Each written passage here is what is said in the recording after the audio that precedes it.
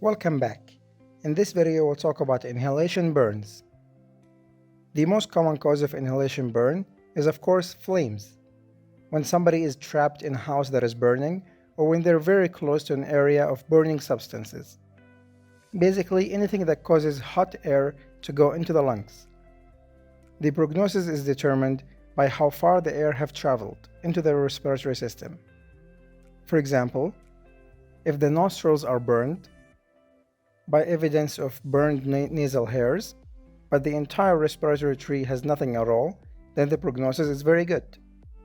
On the other hand, if we see evidence of burning in the lungs or soot in the bronchi, then the prognosis is understandably bad. So the deeper you go, the worse the prognosis. If the burning reached the lungs, then antibiotics must be used to avoid infections. The most accurate test of determining inhalation injury is both clinical examination and bronchoscopy.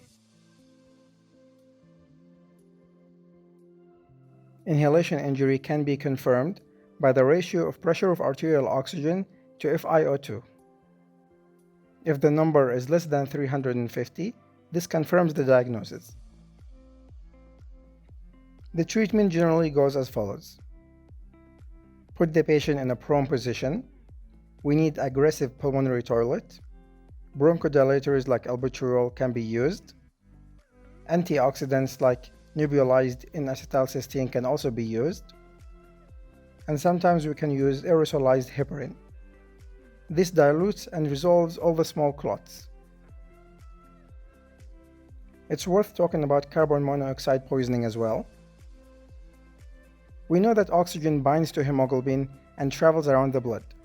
Carbon monoxide, however, binds to hemoglobin 200 times stronger than oxygen, and it stays bound to hemoglobin for more than 200 minutes.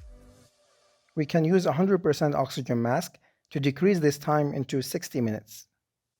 Interestingly, if you use an oximeter, you will see that the saturation is almost 100%, even though the patient has hypoxemia, because the oximeter doesn't actually measure the oxygen concentration, but rather the hemoglobin concentration, which has something bound to it.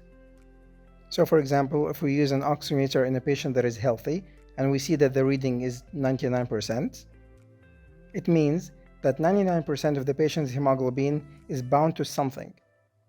In most cases, this means oxygen. But in cases of carbon monoxide poisoning, this means, of course, carbon monoxide, because of the higher affinity to hemoglobin. It's also worth talking about cyanide poisoning, which is a lot more severe. Look for the smell of bitter almond breath and cherry red skin. Also, look for severe lactic acidosis and multi-organ failure. This can be treated with thiosulfate, vitamin B12, and 100% oxygen. In any case, if you see any sign of impending respiratory failure, intubate the patient immediately. These signs include stridor, dyspnea, wheezing, and voice hoarseness. And here's a small case scenario. Let's assume that you have a patient who's having pneumothorax after a blunt trauma to the chest.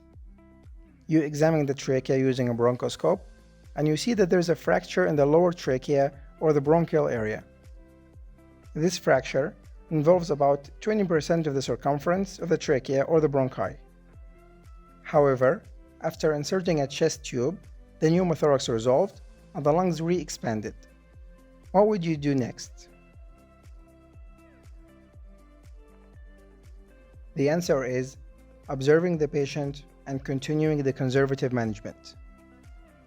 We only do thoracotomy to open the thorax and repair the trachea or the bronchi if the circumference injury is more than 30%, or if the symptoms did not resolve after inserting a chest tube. Alright guys, that's all I have. Thank you so much for watching, and hopefully this helped.